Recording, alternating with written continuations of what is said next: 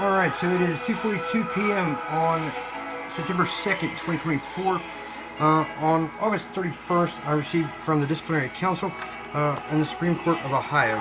I received from Karen H. Osmond, Senior Assistant Disciplinary Counsel, personal and confidential mail, it says.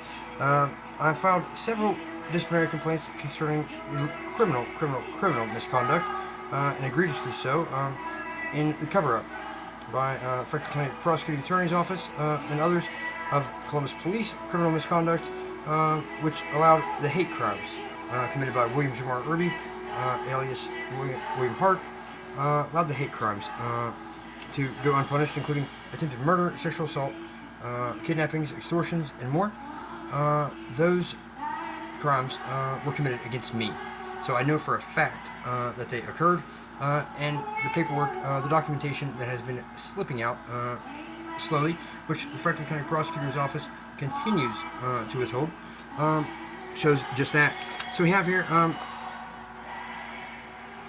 my complaint concerning Jennifer Lynn Reid, Esquire, and Osmond writes, "This office's authority is limited to investigating alleged violations of the rules of professional conduct in the Code of Judicial Conduct. Our office can only address violations in specific rules governing attorneys and judges. We cannot provide legal assistance, offer legal advice, or answer questions of a legal nature. The facts about which you complained indicate that the Columbus City Prosecutor's Office has declined to pursue matters you wanted them to pursue." And we're talking about major crimes, including hate crimes, and certainly hate crimes, including attempted murder, sexual assault, and rapes, multiple so committed against me, as well as kidnappings in 2021. Now, one of those kidnappings, which ended in Dublin, Ohio, actually said it was cleared by exceptional clearance. What in the world does that mean? I asked Dublin police, and they didn't have a good answer. So Karen H. Osmond as well, in regards to Jennifer Lynn Reid, Esquire, file number 6C41707. We have Joseph Miles Gibson, also a chief prosecutor with City Attorney Zach Klein's office, who recently has bragged that he fights LGBT crimes. Well, why hasn't he fought this one? That's a great question that Mr. Klein needs to answer very, very quickly, and certainly explain to a federal jury. So we have here also from Karen Osmond, Joseph Miles Gibson Jr., Esquire, our file number C41708. You know what's going on here, guys, and here's Judge Lasheyl Stroud, file number C41274J. Ladies and gentlemen, there is a terrorist organization operating within the Franklin County government, which is why certain persons are being responsive, and others, most others, are not. They're being intercepted, period. That's exactly what's going on. Concerning the Honorable, which I strongly disagree, she railroaded me. The Honorable Lasheyl Stroud, she didn't even fight when I mentioned recusal. She hopped right up off the bench, and she's the Chief Juvenile and Domestic Relations Judge. There's an action against her right now in the Ohio Supreme Court, who is stonewalling, who's slow walking. And here's a letter concerning Janet Ann Grubb, Esquire, file number C41706. We received your grievance against Attorney Grubb on July 17th, 2024. Now, Janet Grubb is no longer with the Franklin County Prosecuting Attorney's Office. I looked for her on the Ohio Supreme Court's website. There's no phone number listed, although there is a address strangely listed, Infinity Drive, whatever that means. So we have here Janet Ann Grubb, my complaint, file number C41706. We received your grievance against Attorney Grubb on July 17th, 2024. Now, Grubb has refused adamantly to file charges, citing lack of new evidence. She also suborned the perjury of Prosecutor Haley Coleman, which the Franklin County Prosecuting Attorney himself, now Tyack, George Tyack, has issued an order which is clearly treasonous, in violation of the Constitution and laws. These terrorists operating within America are going to subvert the laws and Constitution of a democratic republic. These folks are terrorists, plain and simple.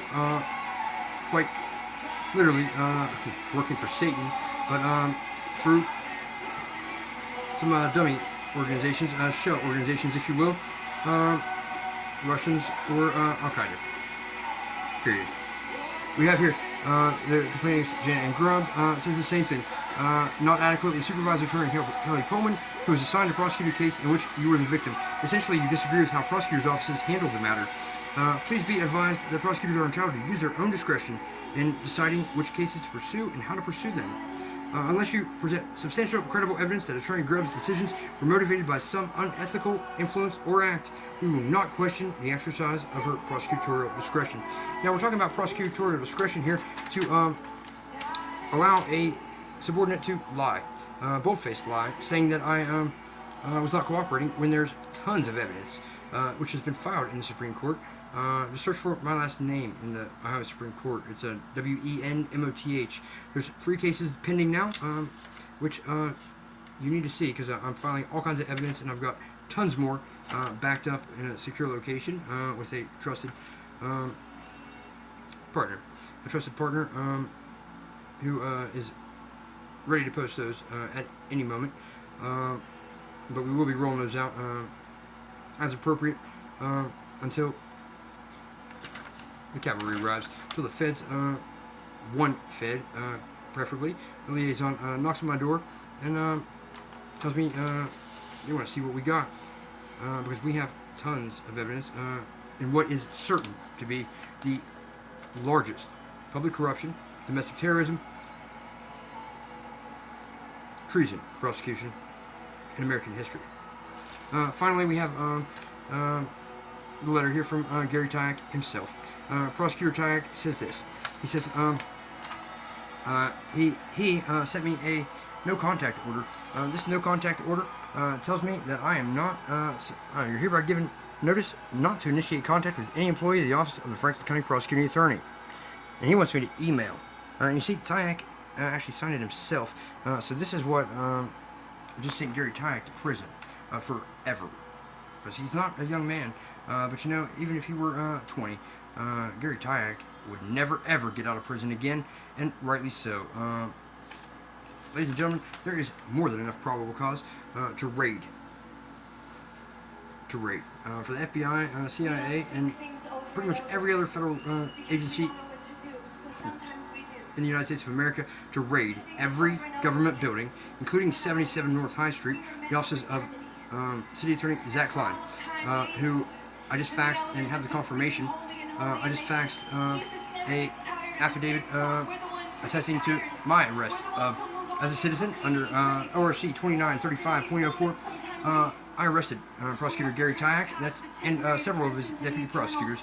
That's why he ordered me not to come there. He knows that he is lawfully under arrest, and he has the audacity. The coward bullfrog has the audacity to issue a no-contact notice purporting to be under Ohio Revised Code sections 2917.21 and 2911.21. Gary, you don't know anything about the Constitution or laws of the United States or about the state of Ohio. How dare you? How dare you try to quote him, and definitely how dare you send anybody to prison?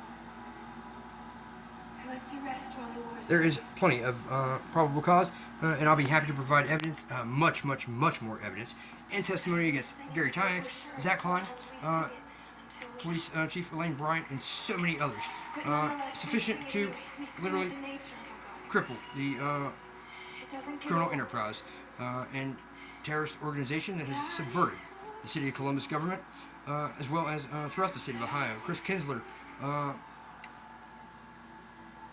There's no explanation for the fact that disclosed from John Zervis in an email was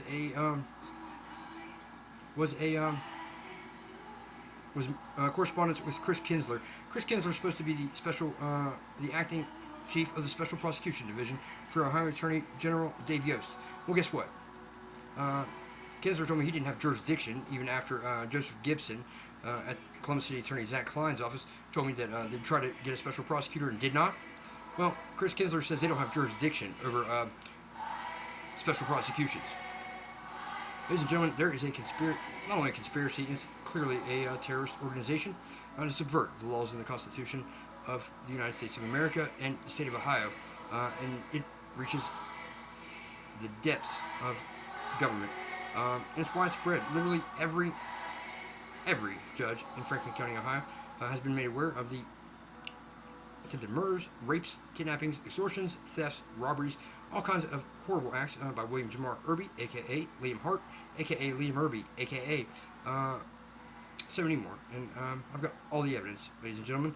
It is secured. It is backed up in a secure location with a trusted partner, able to release that at any point.